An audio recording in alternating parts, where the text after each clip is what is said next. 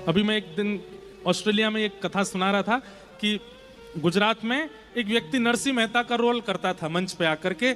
वो नरसिंह मेहता जैसा उसके अंदर कुछ भी नहीं था, बैक स्टेज जाकर के खूब पीता था, खूब खाता था, लेकिन मंच पे आकर के नरसिंह मेहता जैसे कपड़े, नरसिंह मेहता जैसा एक तारा, नरसिंह मेहता जैसा तिलक, और कभी कभी तो वो वैसा ही विलाप करने लगता था जैसे नरसिंह मेहता विलाप करते थे। 1 साल, 2 साल, 10 साल, 15 साल, 20 साल हो गए उसको मंच पर नाटक करते हुए, और मंच से पीछे जाते नरसिंह मेहता जैसा एक लक्षण नहीं था उसमें, नाटक करता था बस। कई बार ऐसा होता है कि नाटक करते करते कभी कभी आप में आवेश आ जाता है। तो एक दिन वो मंच पर और द्वारिकाधीश को पुकार रहा था, हे द्वारिकेश, हे द्वारिकेश, और द्वारिकेश द्वारिकेश बोलते बोलते उसकी वाणी में इतनी करुणता आ गई, उसके नेत्रों से आंसू गिरने लगे। वो खुद आश्चर्य में आ गया कि मैं रो क्यों रहा हूं, ये तो केवल पैसे कमाने के लिए मैं नाटक करता हूं, ये मेरे अंदर ये भाव क्यों प्रकट हो रहा है। लेकिन हो गया, और उसने करुण भाव से जब पुकारा, हे द्वारिकेश, हे द्वारिकेश, ठाकुर जी से रहा नहीं गया।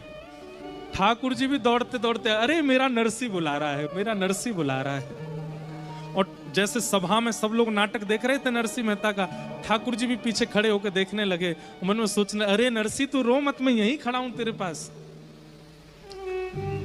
नाट्य जैसे ही पूरा हुआ, पर्दा लगा, तो सब लोग पात्र नीचे उतर गए, ठाकुर जी व्याकुल हो गए, अरे मेरा नरसिंह कहां चला गया।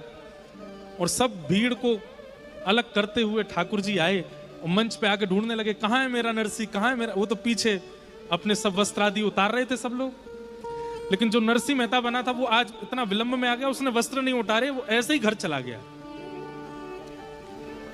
तभी उसने देखा कि एक दिव्य प्रकाश पीछे से आ रहा है, चंदन की सुगंधी आ रही है, छम छम छम छम पायलों की ध्वनि आ रही है।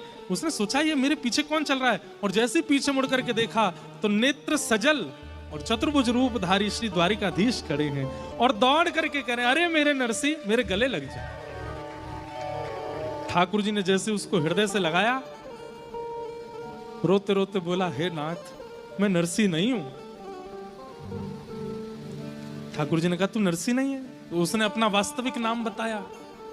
इतना सुनते ही ठाकुर जी व्याकुलता में अंतर ध्यान हो गए। उस दिन उसको इतनी ग्लानि हुई, पहले तो बहुत रोया, ढूंढा, ठाकुर जी नहीं मिले। फिर मन में भाव आया, मैं जीवन भर केवल नाटक करता रहा नरसिंह मेहता का, और उस नाटक में केवल नाट्य करने से, जिसका मैं पैसा लेता हूं, उसके वजह से मुझे ठाकुर जी मिल गए।